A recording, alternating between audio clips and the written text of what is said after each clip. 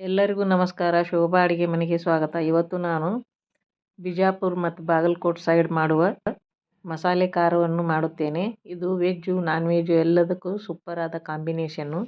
ಎಲ್ಲ ಅಡುಗೆಗಳಿಗೂ ಉಪಯೋಗವಾಗುತ್ತದೆ.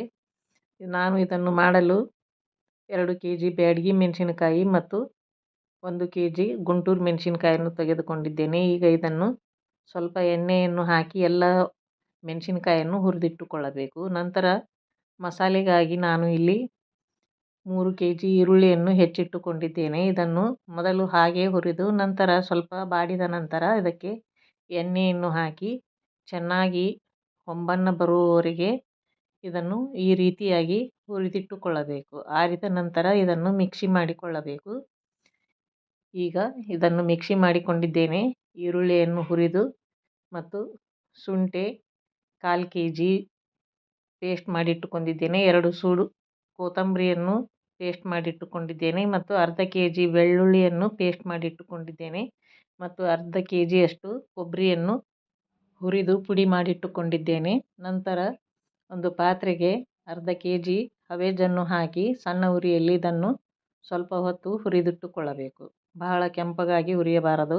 ನಂತರ ಇದನ್ನು ಒಂದು ಅಗಲವಾದ ತಟ್ಟೆಗೆ ಇದನ್ನು ತೆಗೆದಿಟ್ಟುಕೊಂಡು ಅದೇ ಪಾತ್ರೆಗೆ 1 ಕಪ್ಪು ಜೀರಿಗೆ, 1 ಕಪ್ಪು ಬಡೆಸೊಪ್ಪು, ಅರ್ಧ ಕಪ್ಪು ಶಾಜೀರಿಗೆ ಮತ್ತು ಅರ್ಧ ಕಪ್ಪು ಕಾಳುಮೆಣಸು ಮತ್ತು ಅರ್ಧ ಕಪ್ಪು ನಾಗಕೇಸರಿ ಮತ್ತು ಅರ್ಧ ಕಪ್ಪು ದೊಡ್ಡ ಏಲಕ್ಕಿ ಮತ್ತು ಅರ್ಧ ಕಪ್ಪು ಮರಾಠಿ ಮೊಗ್ಗು ಮತ್ತು ಅರ್ಧ ಕಪ್ಪು ಜಾಪತ್ರಿ, ಅರ್ಧ ಕಪ್ಪು ರಾಮಪತ್ರಿ ಮತ್ತು 1 ಕಪ್ಪು ಚಕ್ರ ಮೊಗ್ಗು ಮತ್ತು 1 ಕಪ್ಪು ಏಲಕ್ಕಿ, ಅರ್ಧ ಕಪ್ಪು ಲವಂಗ ಮತ್ತು 1 ಹಿಡಿಯಷ್ಟು ದಾಲ್ಚಿನ್ನಿ ಮತ್ತು ಅರ್ಧ ಹಿಡಿಯಷ್ಟು ಅರಿಶಿನ ಬೇರು ಮತ್ತು 1/4 ಕಪ್ಪು ಮೆಂತೆ, 5 ರಿಂದ 6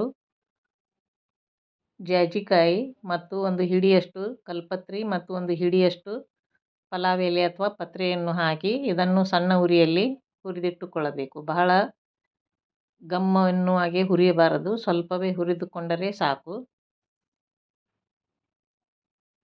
ಈ ರೀತಿಯಾಗಿ ಎಲ್ಲವನ್ನು ಹುರಿದು ನಂತರ ಹುರಿದ ಹವೇಜಿಗೆ ಹಾಕಿ ಆರಿದ ನಂತರ ಮಿಲ್ಲಿಗೆ ಕೊಟ್ಟು ಇದನ್ನು ಮಸಾಲೆ ಖಾರವನ್ನು ಮಾಡಿಕೊಳ್ಳಬೇಕು.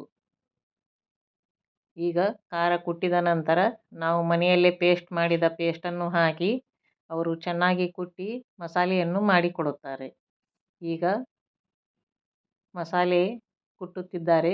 ಈಗ ಮಸಾಲೆ ಖಾರ ರೆಡಿ ಆಯಿತು. ಈ ರೀತಿ ಮಾಡಿಟ್ಟುಕೊಂಡರೆ 1-2 ವರ್ಷದವರೆಗೂ ಏನೂ ಆಗುವುದಿಲ್ಲ. ಎಲ್ಲ ಅಡುಗೆಗಳು ಸೂಪರ್ ಆಗಿರುತ್ತದೆ. ವೆಜ್ಜು ನಾನ್ ವೆಜ್ಜು ಎಲ್ಲದಕ್ಕೂ ಸೂಪರ್ ಆಗಿರುತ್ತದೆ.